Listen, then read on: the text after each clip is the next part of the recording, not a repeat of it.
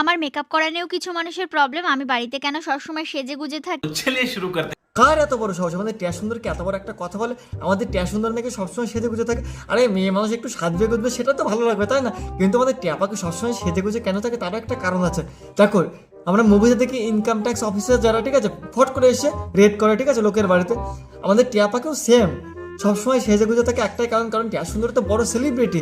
ওর বাড়িতে যদি ফট করে কেউ ক্যামেরা অন করে চলে আসে আর ওর যে আসল রূপটা সেটা ধরা পড়ে যাবে, সেই কারণে টিয়া সুন্দরী সবসময় মেকআপ করে থাকে।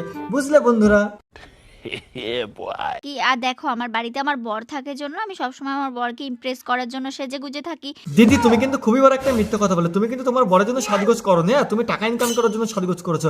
এই ভিডিও করলে তো ইনকাম আসে তাই না? তার প্রমাণ আছে আমাদের কাছে। মেয়ে যতই টাকা ইনকাম করুক না কেন, নিজের সংসারে কাজ কিন্তু নিজেকেই করতে হয়। দিদি এক মুখে আর কত রকম মিথ্যে কথা বলো, তোমাদের মুখ নাকি হ্যাঁ মানুষের দেখবো যখন পাদ মানে ঠিক আছে, কখনো আমাদের টাইম সীমা থাকে না, যখন তখন বেরিয়ে যায়। তোমাদের মুখও সেম টু সেম একই রকম, কখনো এক মুখ দিয়ে কত রকম কথা বলবো আর কি বলো বলার কিছু নেই। যদি আমার বর রাস্তায় রাস্তায় ঘুরে বেড়াতো তাহলে রাস্তায় দিদি তুমি রাস্তাঘাটে যেভাবে পাগলের মতো ঘুরে বেড়াচ্ছ তোমার কথা ঠিক হবে, আর বেশি দিন টাইম লাগবে না, তোমার বড় দেবো তোমার মতো পাগলের মতো রাস্তাঘাটে ঘুরে বেড়াচ্ছে।